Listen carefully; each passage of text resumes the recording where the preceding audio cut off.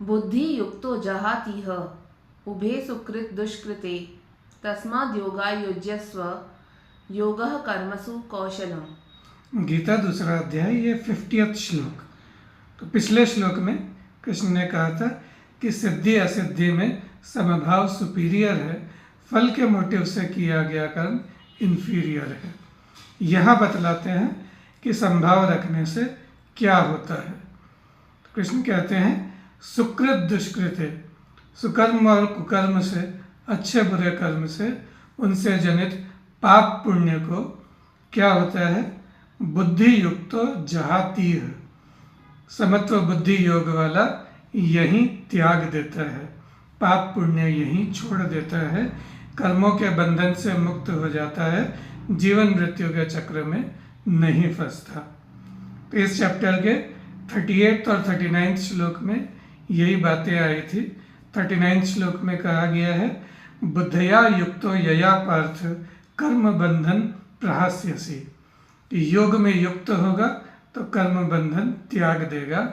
38 श्लोक लाभा लाभो जया जयो में कहा गया था कि सुख दुख लाभ अलाभ जय पराजय इनमें संभाव रखेगा तो कोई पाप नहीं लगेगा। यहाँ भी यही बात कही जा रही है।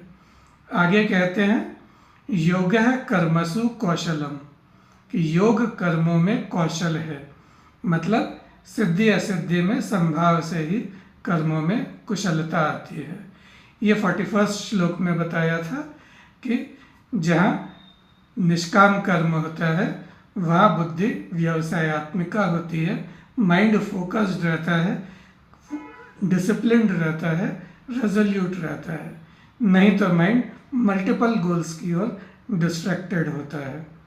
तो इसलिए क्या करना है, तस्मात् योगाय युज्यस्व, इसलिए तू योग में ही डटा रहे, सिद्धि असिद्धि में समभाव रख। तो सुख दुख में समभाव जो रखता है, समबुद्धि रखता है, वह पाप पुण्य को यहीं छोड़ देता है, पाप पुण्य उसे नहीं बांधते, समबुद्धि से ही कर्मों में कुशलता आती है, इसलिए तू समबुद्धि में जुट जा। ये पूरे श्लोक का अभिप्राय है। अगले श्लोक में भी इसी बात को अलग अलग शब्दों से समझाते हैं।